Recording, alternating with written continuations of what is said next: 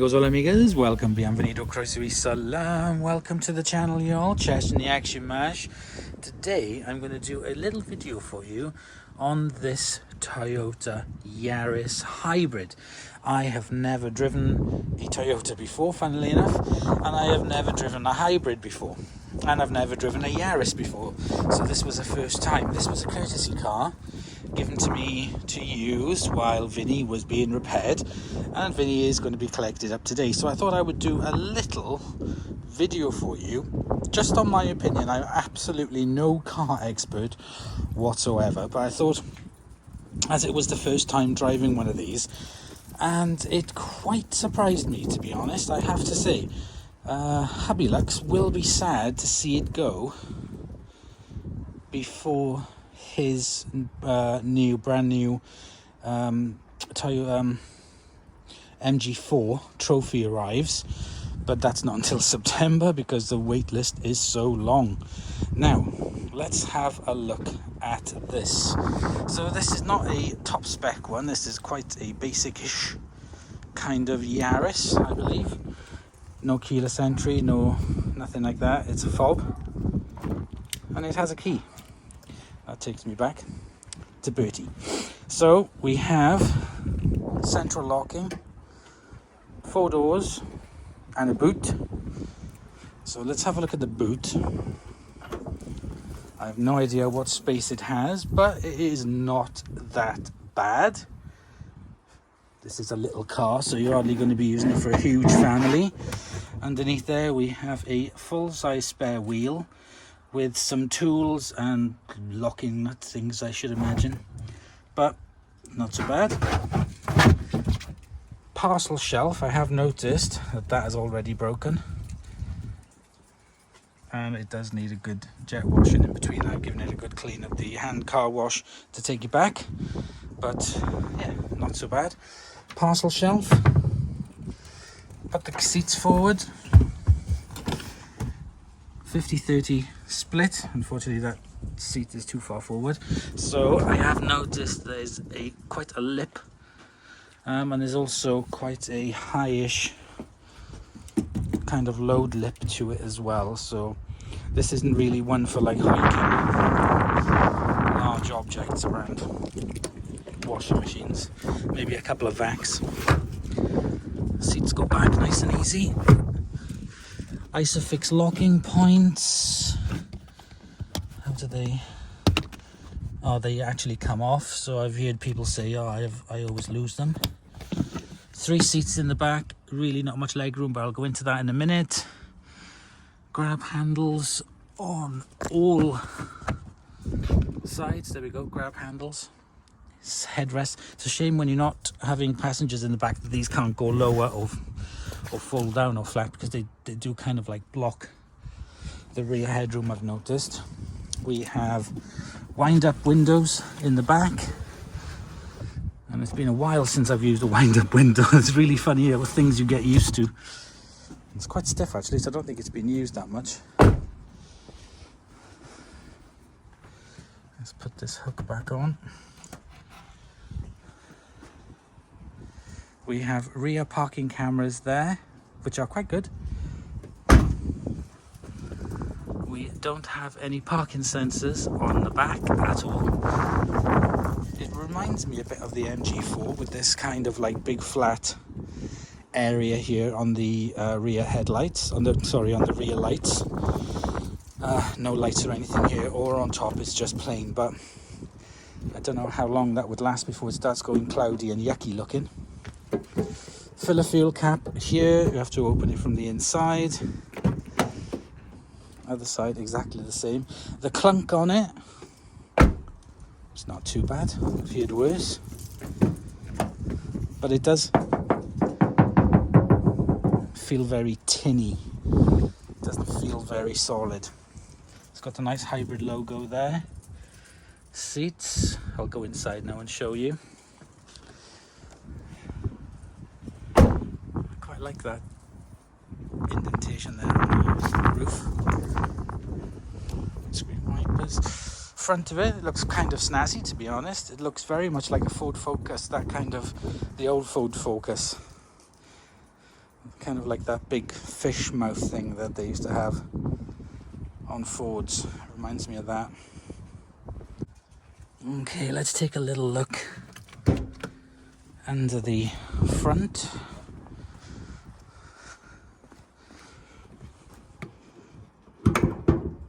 There's a latch into the badge. Hang on a second. Okay, so I got the bonnet open. That looks like there should be a cover on it, doesn't it? I don't see why it would be so exposed. We can see here that this is the engine, and on this side is the battery and the motor. So we've got two little engines in here. We've got the electric engine, and we've also got the little petrol engine as well. So there's quite a lot going on underneath here. Nice big chunky electric wires. It's just all a bit kind of like manky. Relays and fuses in there, I can see. In there would be the air filter. We've got screen wash. That must be coolant. That is the steering fluid. It's got air conditioning, so there's an air conditioning doodah in there somewhere. Got the little horn. Bonnet release. Nice badge on it with the blue indicating that it's hybrid. Do like that kind of effect on the front grille bumper. Looks quite smart. I like the headlights. Very nice headlights on them. I think they are just bog standard bulbs. Or LEDs. LED bulbs, I don't know, but they're quite bright anyway. They're quite nice when we've driven it in the dark. So I really don't know much about what's going on in there, but yeah, tidy. Okay, so let's move on to inside the car because it's blooming cold today. Right, key goes in there. That's all you have to do is twist the key. And that's it. It's ready to go. No engine to start up. There it is. There, it's just kicked in because the battery on it is very low. Infotainment screen. Continue. So I don't have my phone connected to it at the moment. We've got digital climate control. That's quite nice. Fan the speed. Air conditioning. Recirculating or air from inside. We've got fast eco. That's to do with the heating system. You can put it on eco. We can adjust the directions of the airflow. Front demisters. Rear demister. Oh, we can turn the whole thing off. Now you'll notice, listen, that's the motor kicking in. And it's actually quite loud. And then, if I open the window, slightly bit of rev to it. And then after a while then it shuts down. So once this must do something to the battery or something to kind of like put a bit of charge into it. I don't really understand that because this is technically a self-charging hybrid. And now the engine has shut off. So let's put climate back on. Put the climate back on and it kicks the engine back in. Turn the climate off. And the engine turns off, so it needs the power.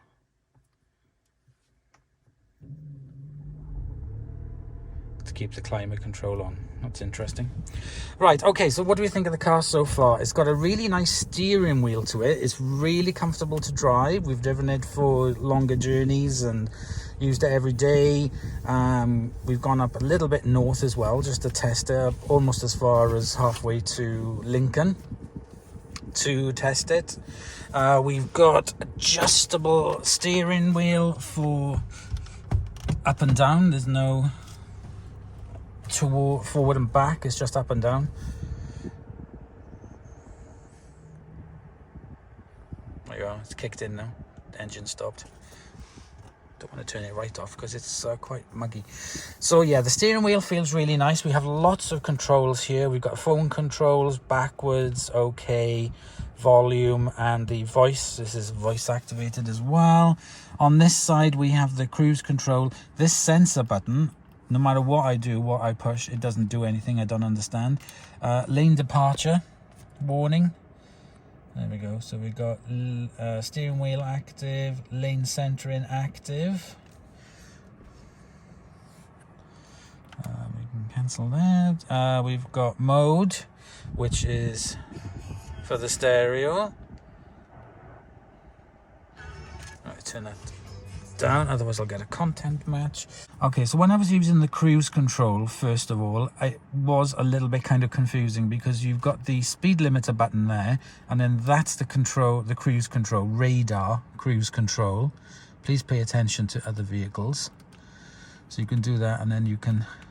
I found it really hard just to bloody set the thing. I thought it was quite hard. Radar ready, so it's there now, but... And then you can go up and you can go down as well for that. Let's cancel that. Let's come out of it. There we go. I did find it a little bit kind of jerky compared to the Volvo that has got the adaptive cruise control on it. I did find this a little bit jerky, and I didn't feel like I could 100% trust it, if you know what I mean. I was still kind of a little bit cautious, more cautious with this than I was with the Volvo. I just don't think this has the kind of finesse that the Volvo has for the adaptive automatic pilot assist. The horn on it, it's quite a nice little beep beeperina horn on it. Right, infotainment screen. Now this I did find was it wasn't too bad. So you go into menu, you've got audio, phone, info, setup. In there you can set your clock, language, theme setting, units of measurements, delete keyboard history, memorize keyboard history, delete personal data, software update. Then you've got the Bluetooth connectivity. Okay, that's fine. Let's come back out of that. Back. I don't find it too laggy. Audio, phone. There we go. Let's come back out of that. Voice control, voice volume, voice recognition prompts, default. Vehicle customization. So door lock settings, climate settings, light settings, Wi-Fi on or off. And that's it for that. So let's go back home. Let's go to menu again. So I found it really hard. There's audio, map, function not available. It doesn't have navigation on it. That was the stereo system again. So setup, general Bluetooth audio, voice. Vehicle customization, door lock settings, climate settings, light settings. Put it into valet mode. That takes off all the sensors. Every time you come into the vehicle, it does have a hold feature for hold when you press the brake, like a parking brake. But you have to, number one, have your seatbelt on, and you have to reset, you have to push that button every time if you want it on. If you don't want it, when you stop the car, that goes back off. You have to keep pressing that button every time you go in, which is a bit of a pain. So here we have EV mode, traction control off, or drive mode. So EV mode, you push that button. It can't do it at the moment because the battery is low. Drive mode, if I push the drive mode button and zoom in a bit, you will see you have electric vehicle mode, power mode, eco mode, or EV.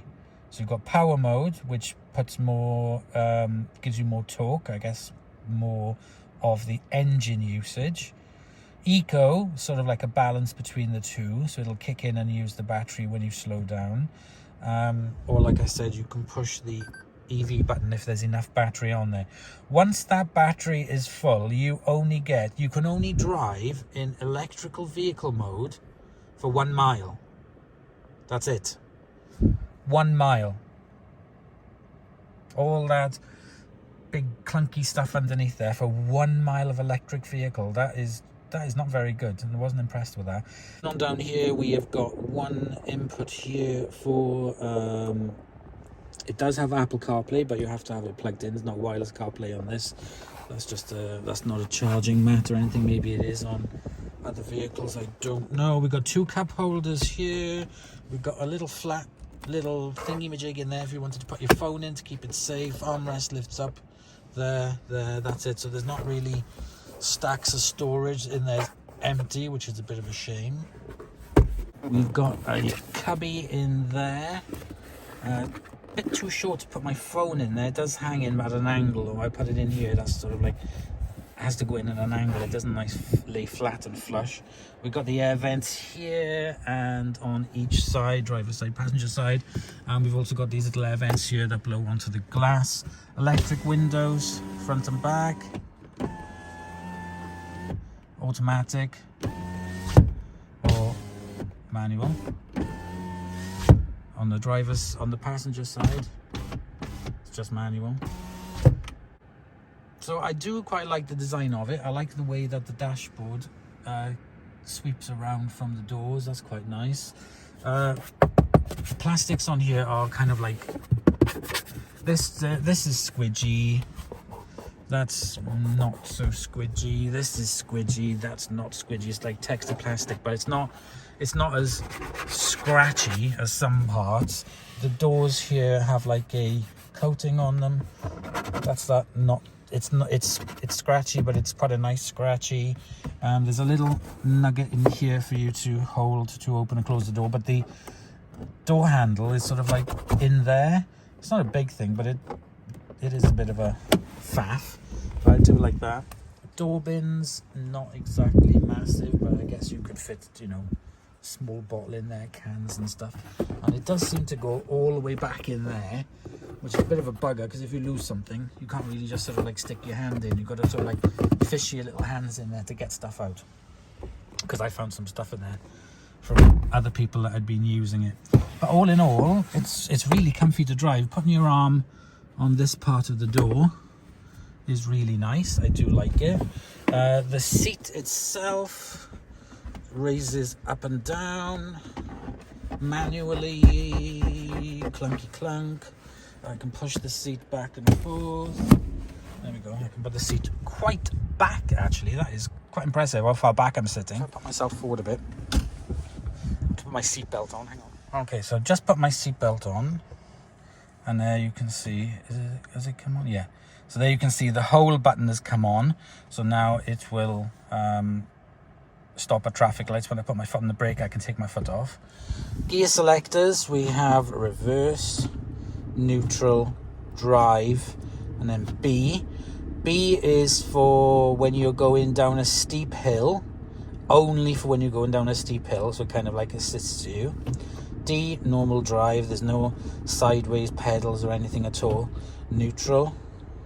And then we have reverse, and that is the reverse camera. So that's quite clear. Quite like the reverse camera. So if we move forward, disengaging the brakes. God, that was a bit of a clunk. I'm not going to go far because I can't be holding the camera, so I'm going to go into the end of our drive and back, which isn't very far. Okay, let's go into reverse, and the camera comes up. There's no hold on the reverse, so you have to be careful. If you're reversing, there's no hold on that. No 360 cameras, anything like that, but the reversing camera is quite good. And ka-chunk. We can put it into park, and it'll stay like that, or you can turn it off. You push to turn this off, you twist it, and then you push the key in a little bit and take the key out. check the rear seat. You can turn that on and off, but it's just make sure you haven't left your dog or a baby in the car. Turn the key. Don't hear anything. It just starts up. That says ready. Get a little display coming up. So, okay. On this side you have the speedometer. You've got your fuel. Costs £40 of petrol to fill this up. Over on this side then you've got eco, power mode and charge. So what happens is when you are driving, because I always drive in, I've always been driving in eco mode. That then stays in between the green to show how eco-friendly, how eco-driving you are. And then it goes up to there if you need some power.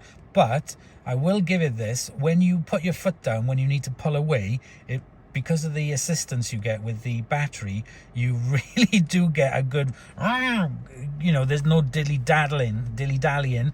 You go. It's quite nippy for that. So then when you take your foot off the brake, that goes down, and depending if you're going downhill, you'll see that go back into charge a little bit more. When you put on the brake for the regenerative braking, that goes down as well, so you're going into the charge. And the thing that I found most unusual with this car is that I've really been kind of like trying to keep it within the green without even really trying. There's a couple of times where I've had to floor it if you're leaving, you know, if you need to pull out, overtake or something like that, which is fine. It can do that, no problem. But the rest of the time I have really been trying to kind of like put it into the eco as much as I can. And as you can see, I've been averaging 67 miles per gallon. It's been going up to 72 sometimes, but the actual kind of like general is about 67 miles per gallon. So £40 to fill it up. It's got 269 miles of range left on it. It's done 15,500 miles. Gives you the outside temperature, the time, the lane assist is on. When you go into autopilot mode kind of thing, pilot assist, that will light up and everything, so that's really good. So I like I said, I don't really know much about these cars. So here we have the indicators, automatic headlights, then we've got the fog lights. On this side we have got the windscreen wipers. You can have it on auto, that's the rear one. You can have it on wash, pull forward on the front wash, push it back, and then you get rear wash on it. I do like the way that that's quite nice. It doesn't just go clunk. That's cushioned, but it's all scratchy plastic on the inside. Little cubbies there.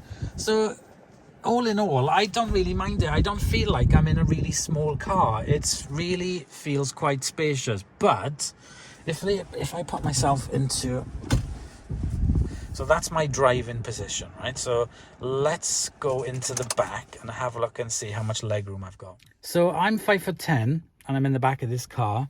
I've got plenty of headroom. Got the headrest. The driving position that you're sitting in isn't too bad, so my legs don't feel like they're up in the air. As you can see, I'm not exactly little. Okay, so that's my driving position. I do feel that my kind of like face is kind of close to it, but I do have enough leg room, surprisingly enough. The seats do curve in quite a bit, and I really do have more than enough leg room. The person sitting in the middle, well, I think it would have to be little people to sit in the back, 3 or 2 adults and 1 skinny person or young person, because there's really not much space for 3 people in the back. So you could fit 4 people in here, no problem. Like I said, we have exercise wind up and wind down windows, door open. Like I said, there's grab handles on every door, which is very good for getting in and out of if you need some sort of like assistance to get out. It's not a bad looking car. Like I said, I'm sitting in the back and it's really comfy. This is comfy. There's no armrest or anything at all, but it's really not uncomfortable, which is really surprising. Really surprising. Plenty of headroom, and yeah, it just feels really comfortable. The quality of everything in the back feels okay, to be honest. Like I said, it's scratchy plastics, but it's not offensive. There's nothing down here at all. There's no plug-in for charging, nothing at all. Very simple in the background. But, again, I'm going to say this again, it is comfortable. But with these cars, it's kind of like the passengers. I mean, I could move forward a little bit more if I really needed to make more room for the passengers in the back. And this seat is quite back as well, so that could go forward. But, you know, a lot of the time, you're just going to be maybe 1 or 2 people in this car. So, you know, that's not going to be an issue for you because the front feels like a much bigger car than it is. Okay, let's get out. You're not too low down. You're definitely higher up in this than you are in my Volvo. Clunk. Okay, let's get back in. Close the door. Key in. We're ready. Infotainment screen starts up. We're ready to go. Can I switch it into EV mode? No, not enough battery on that for EV mode. Right, okay, so I think now let's take it out for a drive. Okay, so we are going to put it into drive. I'm going to make sure I push the hold button so it stops when I brake. And we are now running in electric mode.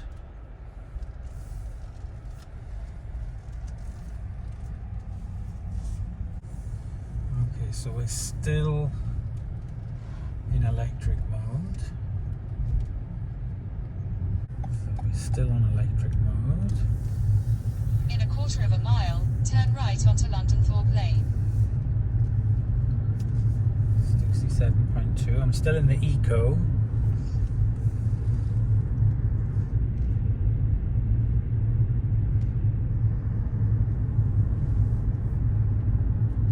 Still in electric.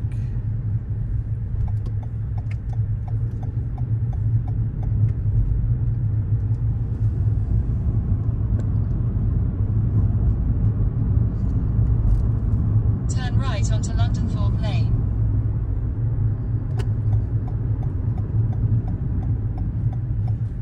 That goes into charge then when you put your foot on the brake. Up, the motor's just kicked in.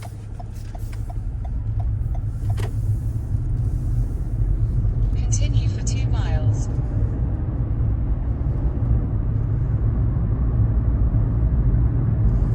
And I'm going down. If you look at the dial where it goes into power and eco, Can't see 'cause the sun's on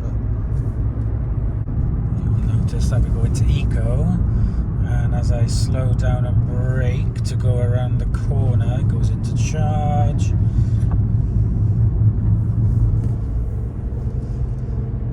Showing up the heads display of the speed, 40 miles an hour, but it's not. Well, it is going to change. There we go, national speed limit. Drops down to the top of the charge, and as I brake, the more I brake, the more it goes into charge.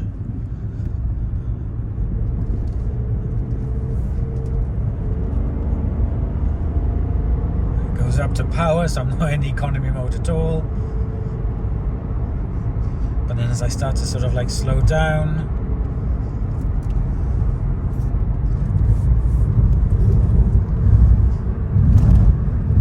you'll see that it seems to eke it out a bit. And as I take my foot off the accelerator, that drops down into a bit of a charge. 65.6. Whoa. Bloody potholes. Okay, so I'm going up to, you can see the power, and I'm going up in speed.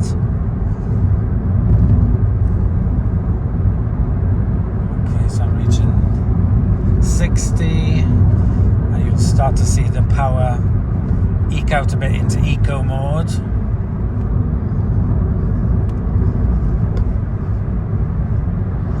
If I take my foot off the accelerator, that drops down, and if I was to brake, then obviously it goes into regen mode, more powerful when you brake.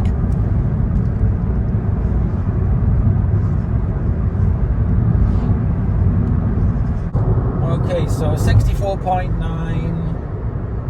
As you go downhill and you take your foot off the accelerator, it goes back into kind of like the regen mode, unless you brake when it really goes into proper regen mode.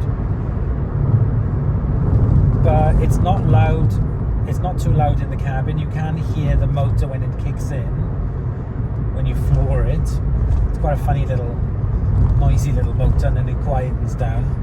Like now we're going down a slight incline, and I'm not using the accelerator, I'm just using the car. Turn right onto Sleaford Road, A153. And it's going into sort of like basic charge mode, because I'm just, you know, freewheeling, if you know what I mean.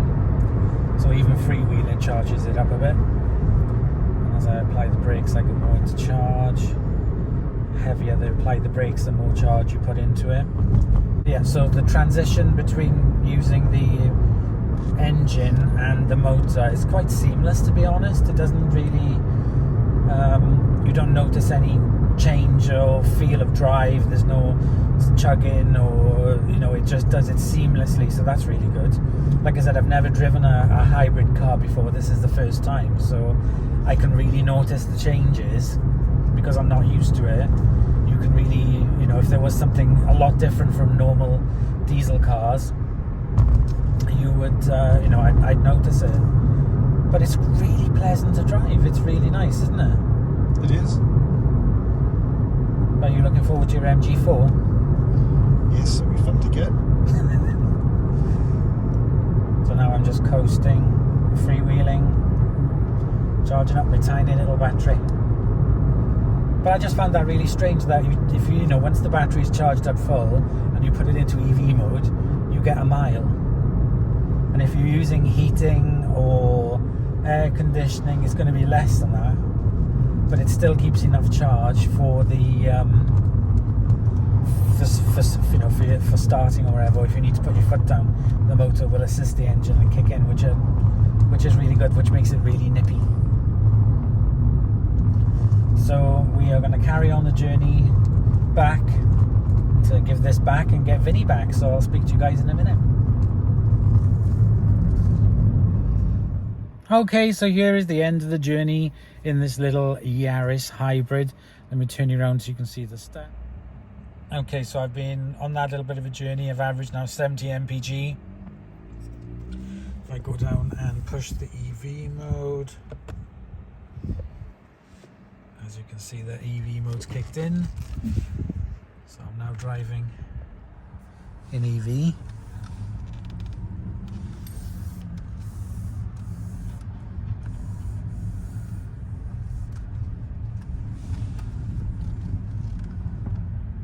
Not too noisy, not too shabby at all.